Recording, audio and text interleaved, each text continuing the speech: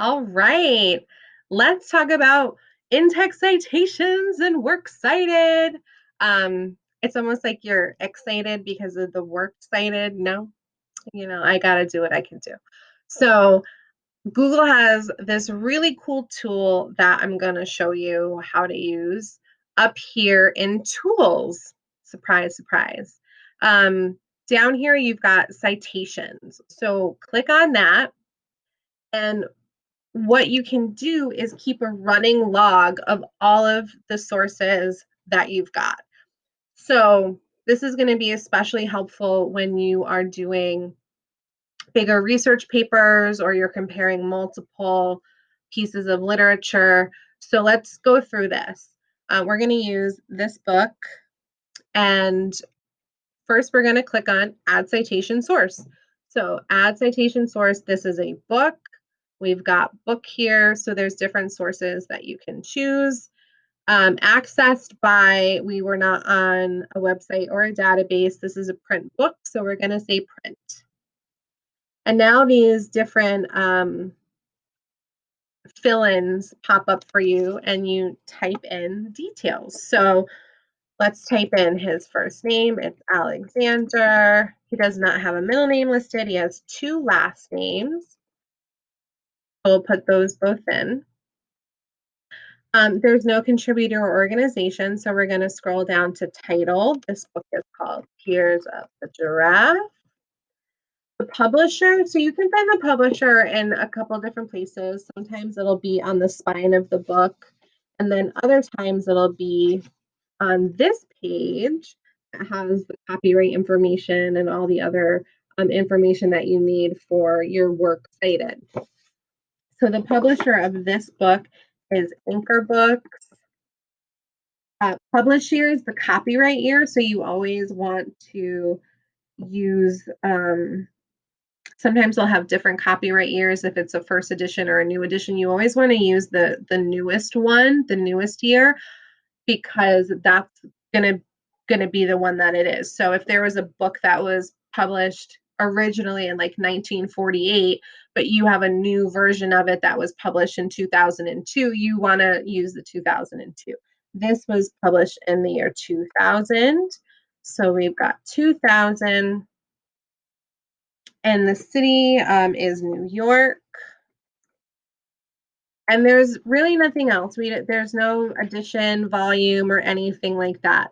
So we have filled in all of the information that we need for citing this source. So we're going to click Add Citation Source. So now we have a listing. So whatever we're doing, we can click on whatever we need to click on. So I'm going to come back here. I'm going to move myself up a little bit. I'm going to come back here to this text. And let's say I pull out a quotation. I'll just say we're going to introduce McCall Smith writes, comma, exclamation point, words, words, words. Let's say those are like real words from the text itself. Now, I need to cite that. I need to let somebody know that that piece of writing is not my own. I took it from the book that I was using, the source that I was using. So what you do is you just come over here to the source on the list and click cite. And it pops up the way that it's supposed to pop up. So let's say, excuse me, let's say this was, you're replacing the hashtag or the pound sign if you're old with the page number. So let's say he said this on page 164. There you go. That's your in-text citation. This makes it super duper easy. Now, when we're making our works cited page, I'm just going to insert a page break so that I can get to a new page to do the works cited.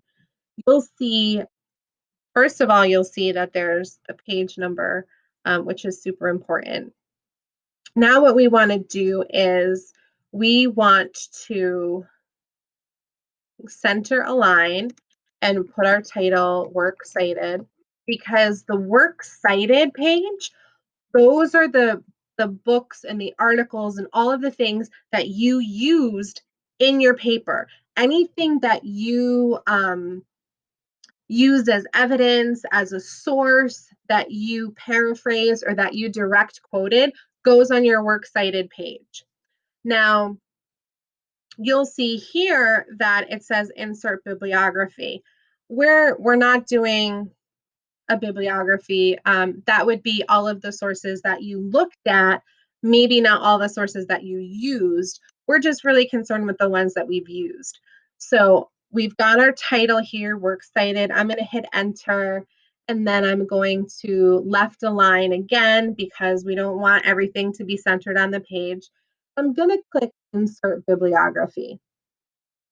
Now, we do not need this title, so we can delete that and we can bring it up to where it's supposed to be. Now, everything in a works cited page is supposed to be and should be in alphabetical order. So if there was another book that we use where the author's last name started with a C, then it would be above this one. If it was an S, it would be below it. So you have to make sure that you're alphabetizing your sources. I feel like I haven't done it, but I feel like this might do it for you. Now, let's say this is a really easy one, but let's say there was more text here. This is exactly what you want. So any line after that first line has to be indented. It just makes it easier to see the list. It's easier to read and access. So it's going to automatically do it for you, which saves you so much work. Super helpful. And that works cited page is also double spaced. So this is a really great tool for you to learn and use, and it'll help make your papers go much more quickly, and you'll have really much less stress. So hope this was helpful, and ciao.